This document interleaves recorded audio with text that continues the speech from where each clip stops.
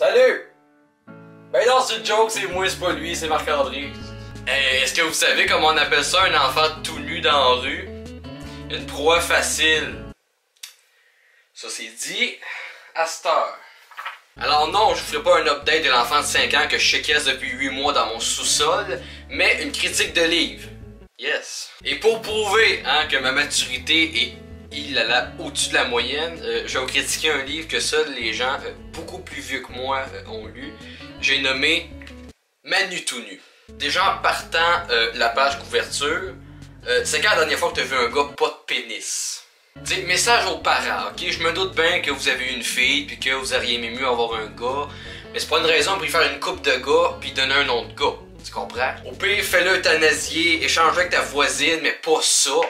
C'est quoi ce petit talon-là qu'il y a? Il me semble, à part dans les films de dinosaures, c'est quand la dernière fois que tu as vu un talon aussi pointu que ça? Manu tout nu déteste les vêtements. Vraiment, il a horreur de ça.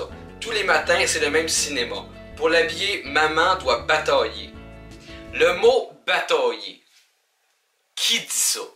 À part peut-être ta prof de français chiante là, pour te faire chier avec des mots que tu connais pas, là. Mais sinon, personne dit ça. Pendant qu'elle lui enfile son maillot, il retire ses chaussettes et le temps qu'elle lui remette, le maillot est parti. Il n'a qu'une seule chose qu'il aime, lui, Manu, être tout nu. Hey, tabarnak! Hey, un enfant qui veut pas s'habiller le matin. Hey, ça, c'est comme si un enfant voudrait pas manger ses brocolis, très prêt tout le temps sur le gâteau au chocolat, puis voudrait toujours se coucher plus tard que prévu. C'est tellement jamais vu, là. Puis en passant, quand tu veux habiller un enfant, c'est préférable de tirer comme ça vers le bas et non vers le haut. Parce que là, cette image-là, ça me rappelle plus un enfant qui veut pas prendre son bain. Ou qui se fait déshabiller par un pédophile, c'est comme tu veux. C'est là aussi qu'on voit que la mère a calissement pas de budget. Si on lit le texte, ça dit qu'elle lui met un maillot et non des caleçons. Quand c'est rendu que t'habilles ton enfant avec un maillot de bain et non des caleçons, tu devrais peut-être revoir tes priorités. Lâche les faux ongles puis va y acheter des caleçons. Right?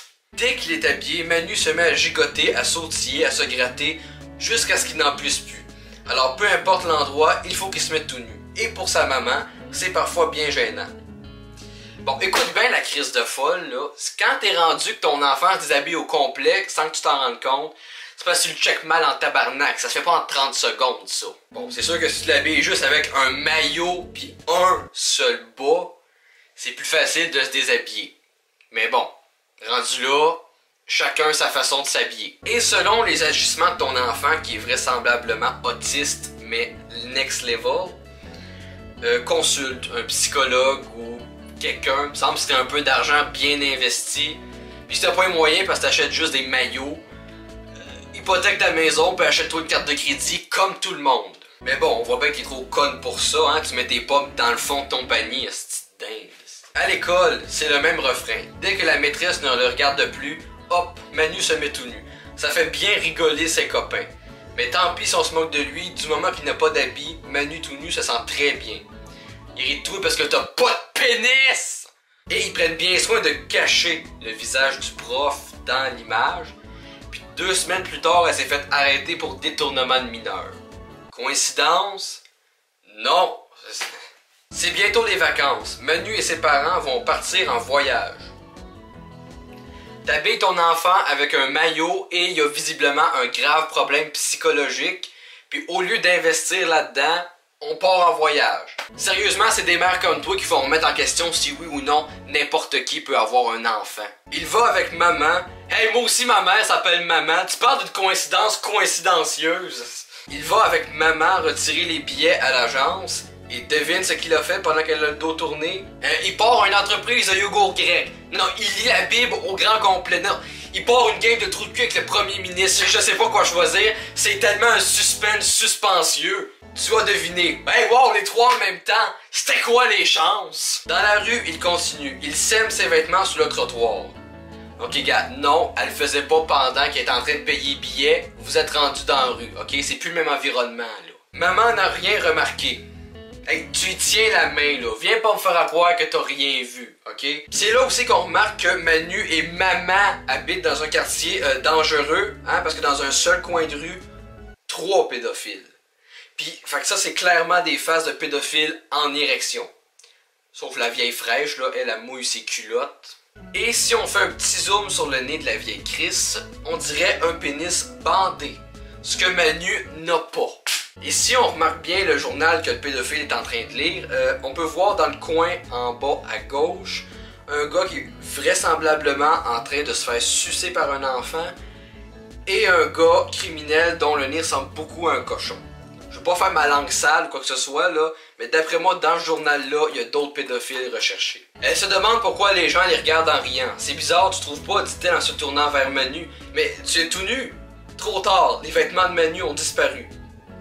C'est sûr que les vêtements de Manu ont disparu. Il y a 3 pédophiles dans le coin. C'est sûr qu'ils sont allés ramasser les vêtements. Ils se les ont splittés en 3. Puis là, ils sont arrivés chez eux en mode... Ah, des vêtements d'enfant. Ah. Mon petit garçon a besoin de nouveaux habits, dit maman à la dame du magasin. J'ai l'impression, répond celle-ci.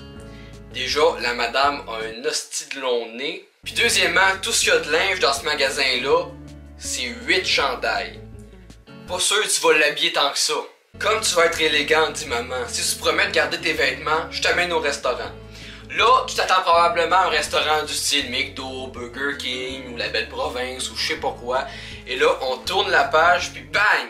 Un hostie de restaurant chic de constipé. Tu sais, c'est connu, n'importe quel enfant a envie d'aller manger des patates pilées dégueulasses, avec des saucisses puis des petits pois, et de l'eau comme seul breuvage.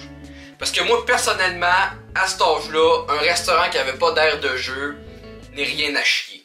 Là, l'hostie de mongol se fait encore crisser dehors, il se déshabille, et il se fait crisser dehors par un maître d'hôtel beaucoup trop stéréotypé. Coupe de cheveux en couronne, moustache de fraîchier, face de fraîchier, et surtout, l'hostie de napkin sur le bras. On peut également noter un nœud papillon rouge avec un habit bleu puis des pantalons gris.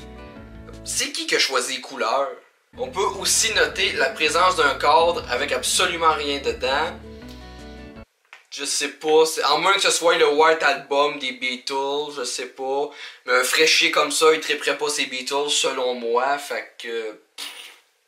Les vacances sont enfin arrivées. Là où nous allons, il fait très chaud, dit papa. Tu pourras te déshabiller autant qu'il te plaira. Mais Manu n'attend pas, il se met tout nu dans le taxi. Maman lui renfile ses habits, mais sitôt à l'aéroport, il les enlève encore. Sois patient, voyons, dit papa. Mais Manu ne peut pas, il se met tout nu dans l'avion.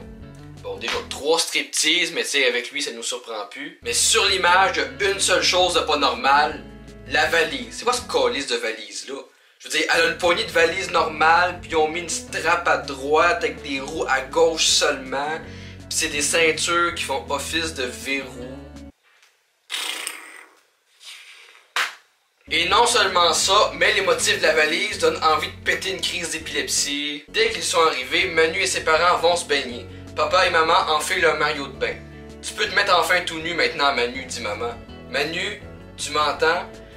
Bon, là, pendant que la mère elle se met de la crème solaire qui provient vraisemblablement d'une bouteille de moutarde, puis que le père check sa graine est en train de rapetisser, le débile profond est sûrement en train de se déshabiller. Et là, on tourne la page, puis bang! Pas question de me déshabiller, répond Manu tout nu. Vous avez vu ce soleil, je n'ai pas envie de griller. Ok, fait que c'est juste de la contradiction, finalement.